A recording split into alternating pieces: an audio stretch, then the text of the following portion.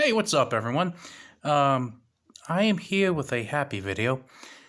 As I told you in my last video, when I went over the Boker OTF, went to my local gun shop, and they are Boker dealers, and I was talking to the owners about, maybe adding some autos. So I said, I'd personally love to pick up some autos from you guys. So I went there and they had some autos. So I bought the Kalashnikov OTF, and I bought this, the Boker USB. I believe this was released about a year ago, and since it was released, I've been thinking about buying one.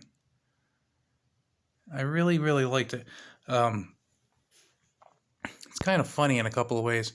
It's made to look like a USB drive, which it really does look like a USB drive to me anyway.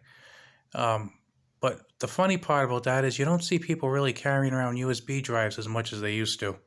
So it's kind of like trying to disguise something as a record player. I mean, it's not something you see quite as much as you might have like a long time ago, or other things. Pretty cool though. It's you put the blade in, then I can show you some more close-ups. It is an auto OTF out the front. It is an aluminum scale. It says 4 screws on the front. The action is pretty good on it. It's very, very easy to open. And I think a lot of that is because the blade is so small. It's not like it has to move a big chunk of steel, so it's extremely responsive. It doesn't really take much finger pressure. With some of my other OTFs, it takes a little bit more force. I mean, not a whole lot. This is, I wouldn't say effortless, but it's a lot easier than the other ones. And like I said, I chalk that up to the fact that it's a very small blade. So I'm thinking, even though it might just be small differences in weight, those differences in weight do matter to some extent. So there's a very, very light texturing on it. I don't know if you can hear that, but it's extremely light. If you look at it from a couple of feet away, it looks like it's just plain, but there is a very, very mild texture. And then we have these little divots that are carved out. There's 6 on each side, 2 groups of 3. Instead of having the switch on the side, the switch is on the front. And it has this thing where you could put it on a key ring or something, which I'm actually thinking of utilizing. A little more on that in a second. Now, blade is extremely small on this, and the knife is extremely small, but it's good for if you're going to conceal carry. So let's take some measurements here. Right to the tip, it's about 2 15/16 inches right there. Just shy of 3 inches, so pretty small. The blade, I believe, is a 1.7 inch blade. Let's measure that and see. Yeah, pretty close. Pretty close. It looks like I'm getting 1 7/8 inches. So, teeny tiny blade. As for the calipers go, let's see the blade thickness. Not too thick, by the way. 0.08 thickness right here. And then you go up to the tip a little bit more. 0.05, so it tapers pretty quickly, especially for such a short blade. As far as the thickest part of the blade, it is about 0.48 inches. By the way, I apologize to anyone who lives in countries other than the U.S. who aren't using the imperial system using metric. I apologize for that. Just I'm so used to using inches and feet and whatnot. It's like a bad habit. Something I've just been used to doing. 0.73 inches, and then thickness 0.34. So this is really, really narrow. 0.34 inches thickness, and you're looking at 0.73 this way. I mean, this is a tiny little knife.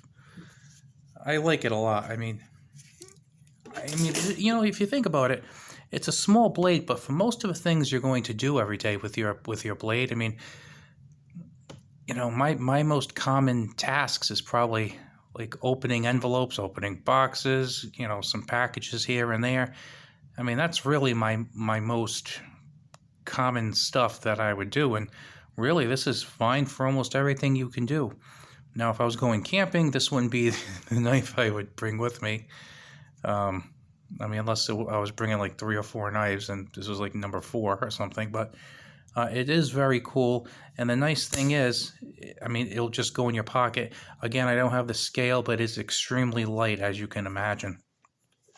Now, a good thing and a bad thing. The good thing is it does not have a pocket clip. That's really good because it makes it even smaller not having the clip, and you just put it in your pocket. It's really good not having a clip. The bad thing is it does not have a pocket clip. So you just got to kind of throw it in your pants pocket. Now, if I'm wearing jeans or some of my pants have like kind of deep pockets, that's great. It just kind of floats right to the bottom.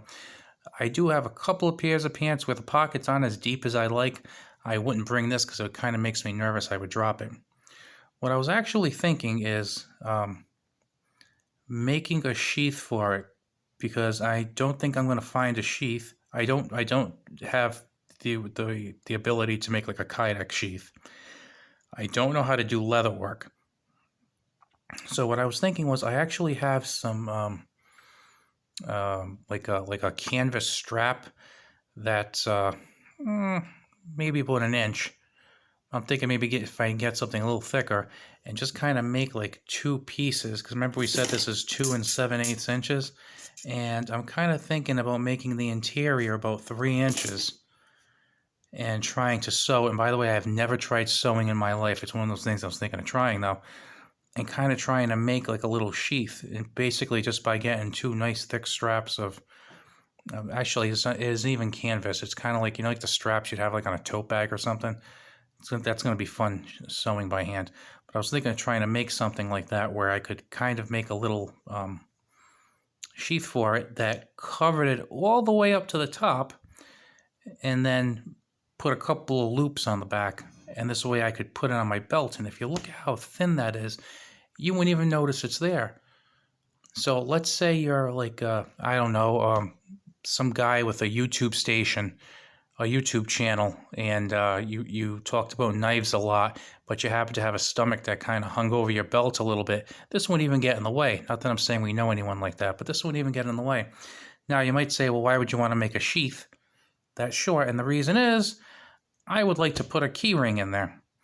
My rationale for that is you can put the whole knife into the sheath, just have the key ring poking out, and then when you go to grab it, because I'm right-handed, just put your pinky finger in and pull it out.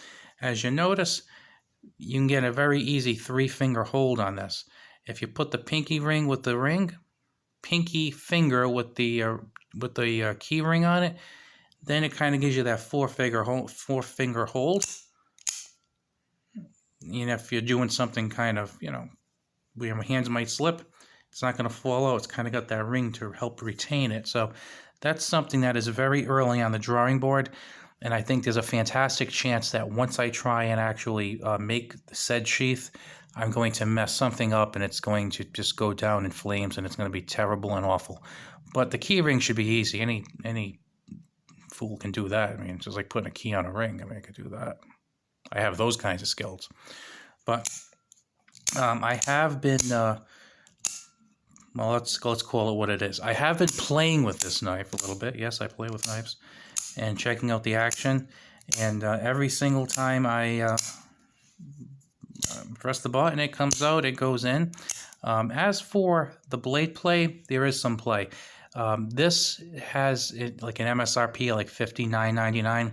I've seen it for that price on Blade HQ. I believe Grindworks has it for that price, and that's exactly what I paid at the store. So I paid a pretty good, fair market price for it. Now, as you can see, I'm not sure if you can hear, but it's a little bit of wiggle too.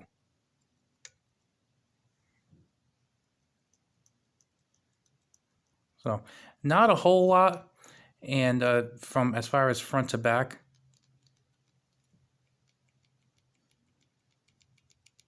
So we do have a little bit of wiggle in there, front to back, side to side. Nothing that surprises me, and nothing for me that's unexpected with an OTF at this price point. Now, if I paid $500 for it, I wouldn't be too thrilled with that. I'd expect it to be a bit more solid. But again, for $59.99, I can live with it. I also don't know if I mentioned this, but this is D2 steel, which is a pretty nice touch, and it's from the Boker Plus line, which if you're a Boker fan, you probably, there's the plus sign right there. That's where most of their lesser cost autos are, like the Kalashnikov auto folders and the Kalashnikov OTF. I believe the Strikes series comes from there. The Stubby Strike, the Mini Strike, and the Strike. And I have a Lightning, and I believe that may have also been a Boker Plus. So that's kind of like their everyman, you can actually afford it kind of thing. So you don't have to drop like $400-500 on an auto. But pretty cool. Also came pretty sharp. Let's see if the knife guy can come up with something. Oh, I have cardboard here. Well, it's very flimsy cardboard. It's kind of like heavy paper, actually.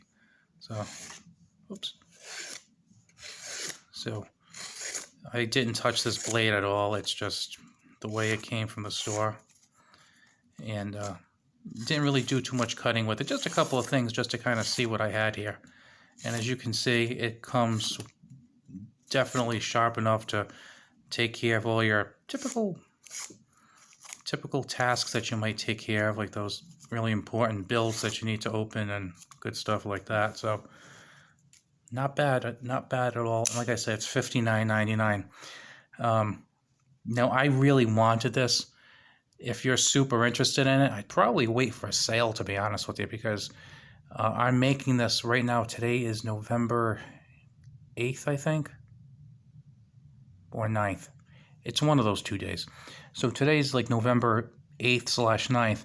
And you know, I have to think that if you wait a few weeks, you might see these maybe go on sale for like 5 or 10 off, or maybe one of the big sites might have like 10 or 15% off for coupons or something. So I mean, if it's something you really, really have to have, go ahead and buy it. But if it's something you think you really like, but you can hold off, you might see some good sales coming up. I was just like a kid in a candy store. I was so excited I saw it in person, which is kind of weird because I've seen it online a million times and I've wanted it, every one of those. And I said, I think I'll hold off. But yet when I went in there, my impulses just kicked in and I bought this, and I bought the Kalashnikov OTF.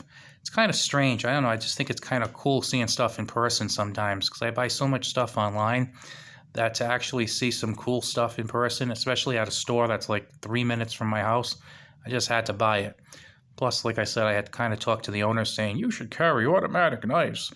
And when I went in there, they said, hey, we got some new knives. So I'd really look like a jerk if I said, yeah, those are the ones I said you should carry. And then I walked out. I'd look like a jerk.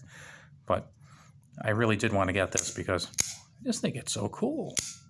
How could you not love this? Well, anyway, enough fawning over the Boker OTF.